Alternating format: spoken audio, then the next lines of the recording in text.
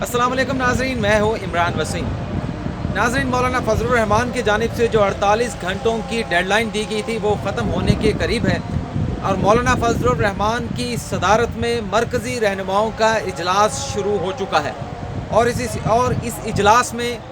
आइंदा की हिकमत अमली के हवाले से फ़ैसले किए जाएंगे। और इस वक्त मैं नाज़रीन मौजूद हूँ पेशावर मोड़ इंटरचेंज के ऊपर। ये पेशावर मोड़ इंटरचेंज वो जगह है कि मेरे सामने यहाँ पर जहाँ मैं ख़ुद मौजूद हूँ इंटरचेंज के ऊपर, इसके सामने मौलाना फजलुर रहमान का जो आज़ादी मार्च है वो पड़ाव किया हुआ है। वो जगह है जहाँ हुकूमत ने मौलाना फजलुर रहमान के लिए जगह मुख्तस की है कि आप यहाँ पर आएँ और अपना आज़ादी मार्च करें। और बहुत हद तक इम्कान है और जो इतलात आ रही हैं इंटेलिजेंस को, जो इतलात मौसूल हो रही हैं वो यही है कि आज मौलाना फजलुर रहमान अनाउंस करेंगे कि यहाँ से आगे जाना है रेड जोन की तरफ। और इसी मुमकिना खदशे के पेश नज़र आप देख सकते हैं कि ये जो रास्ता है जो कि रेड जोन जाने वाला है, कश्मीर हाईवे है,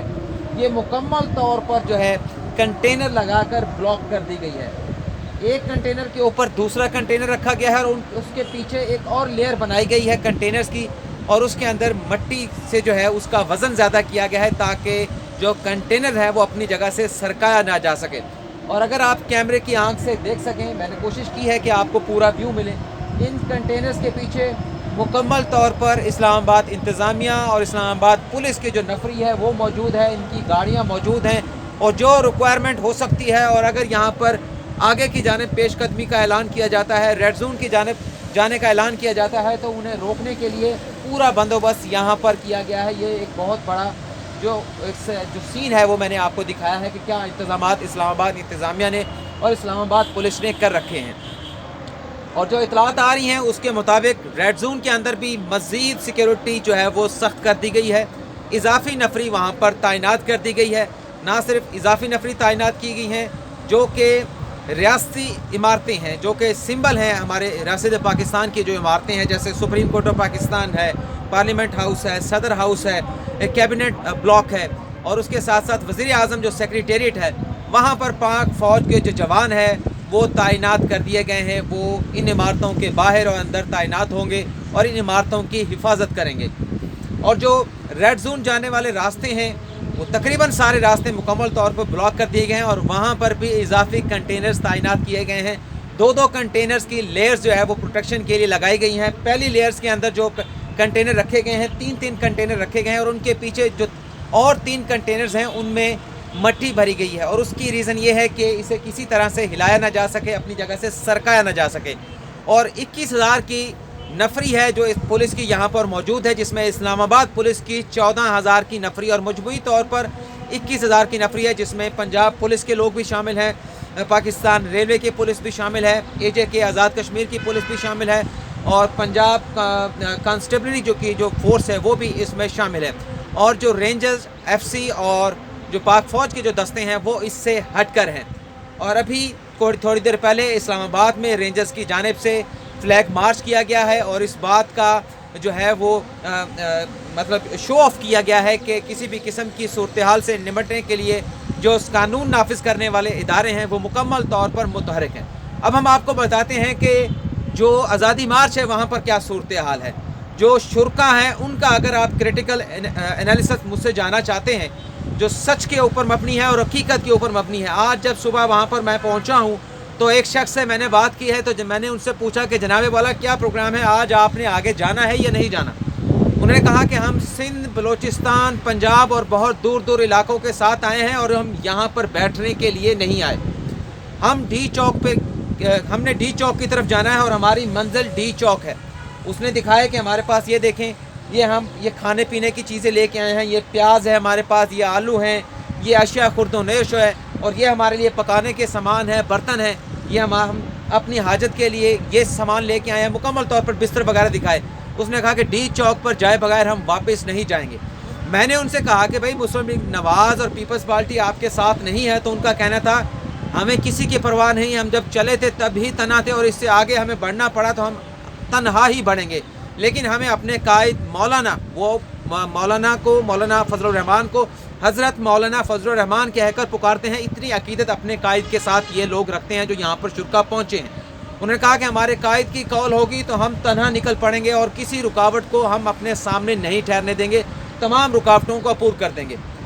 میں نے کہا یار یہ کیسے ہوگا جب یہ سیاسی جماعتیں آپ کے ساتھ موجود نہیں ہیں اور اتنا بڑا مجمع بھی نہیں ہے؟ کہتے 40-45 لاکھ کا مجمع ہے اور کتنا ہونا چاہیے؟ میں نے کہا بھیا 40-45 لاکھ کی کیا بات کر رہے ہیں، 40-45 ہزار کی بات کریں۔ پہلے روز آپ کا شو بہت اچھا تھا لیکن دوسرے روز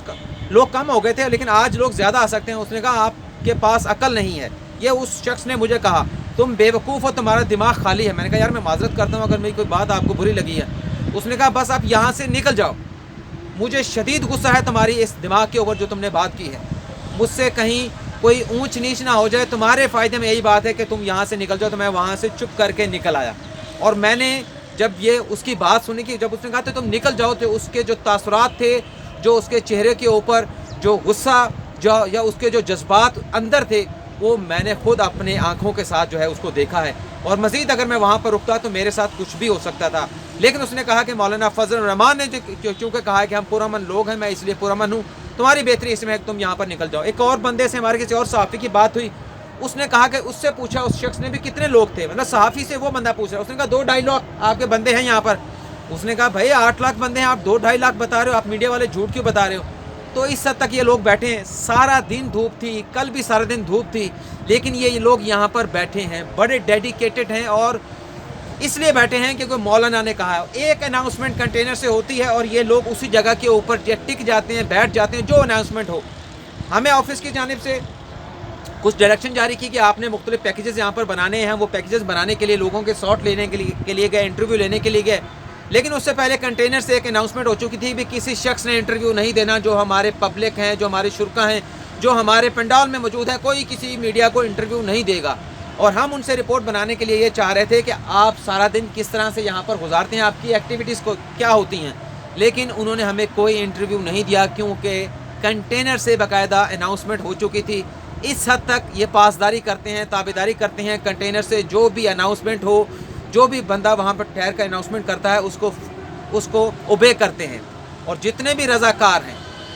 رضاکار ہیں مکمل طور پر انہوں نے پنڈال کو کنٹرول کیا ہوا ہے، کوئی بھی ایسی ہینکی پھینکی یہاں پر نہیں کی جا سکتی۔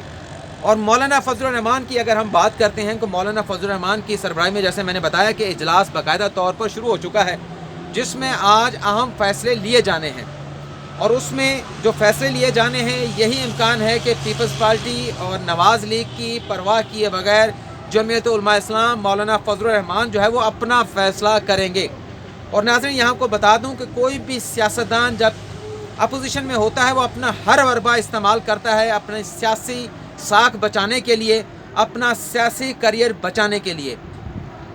وہ تنقید بھی کرتا ہے، وہ احتجاج بھی کرتا ہے، لیکن روڈ کے اوپر نکلنا کسی بھی سیاستدان کا آخری رستہ ہوتا ہے، آخری حربہ ہوتا ہے۔ اور ہم نے آپ کو اپنی ویڈیو میں پہلے بھی بتایا تھا کہ یہ مولانا فضل الرحمان نے اپنی زندگی کا، اپنے سیاسی کریئر کا سب سے بڑا جوا کھیلا ہے کہ وہ کراچی سے چلے ہیں اور لانگ مارچ لے کر یہاں آ پہنچے، اور ان کا مطالبہ یہ ہے کہ وزیر اعظم عمران خان مستعفی ہوں اور نئے الیکشن کرائے جائیں، اور 10 اس طرح کے مزید ان کے مطالبات بھی ہیں۔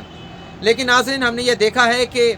مولانا فضل الرحمان یہاں پر پہنچے ہیں، جس طرح سے وہ یہاں پر ٹھہر کر تقریر کرتے ہیں، جس قدر وہ پر اعتماد ہیں، یہ بڑی سمجھنے کی چیزیں ہیں۔ ہمیں جو یہاں پر لگا ہے، جو ہم نے دیکھا ہے کہ مولانا فضل الرحمان یہاں پر پہنچے نہیں ہیں، انہیں جو یہاں پر آئے ہیں انہیں بھرپور اعتماد ہے، اور یہ جو بات کی جاتی ہے اگر کرٹیکل ان کا انالیسس کیا جائے تو مولانا فضل الرحمان -1 کے لیے یہاں پر آئے ہیں، اور -1 کون ہو سکتا ہے اس کا آپ لوگوں نے خود فیصلہ کرنا ہے۔ اور اگر آپ دیکھیں کہ جب عمران خان اور عوامی تحریک کا لانگ مارچ چلا تھا تو اسے راستے میں بہت ساری رکاوٹوں کا سامنا کرنا پڑا تھا، لیکن مولانا فضل الرحمان کا جو لانگ مارچ یہاں پر پہنچا ہے، گو کہ مشترک بات 2014 کے لانگ مارچ میں اور مولانا فضل الرحمان کے لانگ مارچ میں یہ ہے کہ جمعرات کے روز یہاں پر پہنچے تھے، لیکن ڈیفرنس یہ ہے کہ جب وہ چلے تھے تو ان کے راستوں میں رکاوٹیں کھڑی کی گئی تھی، انہیں راستوں میں مختلف جگہ کے اوپر مشکلات کا سامنا کرنا پڑا تھا، لیکن یہاں پر مولانا فضل الرحمان کراچی سے لے کر اسلام آباد پہنچے ہیں، کسی رکاوٹ کا سامنا نہیں کرنا پڑا، اور بھرپور پر اعتماد نظر آتے ہیں، اور آج وہ بڑے فیصلے کرنے والے ہیں۔ اور کل انہوں نے جو تقریر کی تھی کہ ہم نے بڑے سخت فیصلے لینے ہوں گے، اب دیکھتے ہیں کہ وہ کیا سخت فیصلے لینے کے لیے جا رہے ہیں، اور -1 فارمولہ کیا ہو سکتا ہے۔ جہاں تک مولانا فضل الرحمان یہاں پر پہنچے ہیں، آپ نے اگر جنت فلم دیکھی ہو، اس جنت فلم کے اندر ایک بکی ہوتا ہے، وہ بکی کرکٹ کے اوپر جوا لگاتا ہے، اور ایک میچ کے دوران وہ ایک کرکٹ ٹیم کے ڈریسنگ روم میں پہنچ اور کیپٹن تک پہنچ جاتا ہے، اور کیپٹن کے ساتھ جب وہ مخاطب ہوتا ہے، بات کرتا ہے، تو کیپٹن یہ کہتا ہے کہ تم ڈریسنگ روم تک پہنچے کیسے؟ تو وہ آگے سے بکی کہتا ہے، جو کہ عمران ہاشمی ہوتے ہیں، اتفاق سے میرے ہم نام ہیں، اس نے کہا کہ آپ صرف یہ دیکھ لیں کہ میں اگر یہاں تک پہنچ گیا ہوں کہ میری پھر رسائی کہاں تک ہوگی، مجھے کن لوگوں کی سپورٹ حاصل ہوگی۔ تو آپ بھی اس بات کا تھوڑا سا کریٹیکل انالیسس کریں کہ آخر مولانا فضل الرحمان یہاں تک پہنچے ہیں تو انہیں اتنا اعتماد تھا، اور کن کی مدد سے، کن کی سپورٹ سے یہاں تک پہنچے ہیں، اس بات کا آپ جو ہے وہ کریٹیکل انالیسس کریں۔ اور مجھے جہاں تک لگتا ہے بطور صحافی کے کہ مولانا فضل الرحمان یہاں سے خالی ہاتھ نہیں جانے والے، گو کہ عمران خان استعفیٰ نہیں دیں گے، گو کہ الیکشن کمیشن نئے انتخابات نہیں ہوں گے، لیکن دیکھنا یہ ہوگا کہ مولانا فضل الرحمان کیا سخت فیصلے کرنے والے ہیں اور یہاں سے لے کر کیا اٹھتے ہیں۔ تو ناظرین، یہ بڑا ایک کریٹیکل سٹڈی کرنے کی ضرورت ہے اس سارے معاملے کی۔ لیکن جو ریڈ زون ہے اسے بھی مختلف حصوں میں ڈیوائیڈ کر دیا گیا ہے۔ سرینا چوک سے آگے اپارا سے آگے 0 پوائنٹ، اور سیکورٹی مکمل طور پر سخت کر کے کنٹینر کھڑے کر کے راستے بلاک کر دیے گئے ہیں، اور جو قانون نافذ کرنے والے ادارے ہیں وہ آپ خود پیچھے دیکھ سکتے ہیں، مکمل طور پر جو ہے وہ متحرک ہیں، الرٹ ہیں، اور 18,000 جو آنسو گیس کے شیل ہیں وہ پولیس کو فراہم کیے گئے ہیں، اور اس کے ساتھ ساتھ ربڑ کی گولیاں بھی دی گئی ہیں، لیکن ربڑ کی گولیاں آخری آپشن ہوں گی۔ تو ناظرین، یہ تھا اب تک کی اپڈیٹ۔ رات کو لگ رہا ہے کہ یہاں پر ایکشن ہوگا، یہ لوگ آگے بڑھیں گے اور انہیں روکا جائے گا، اور آنسو گیس کا استعمال ہوگا، ربڑ کی گولیاں بھی چلیں گی۔ جو بھی صورتحال ہوگی اس سے آپ کو آگاہ کریں گے۔ اب تک کی جو صورتحال ہے اس سے آپ کو آگاہ کیا۔ آپ سے اجازت چاہتا ہوں، اللہ حافظ۔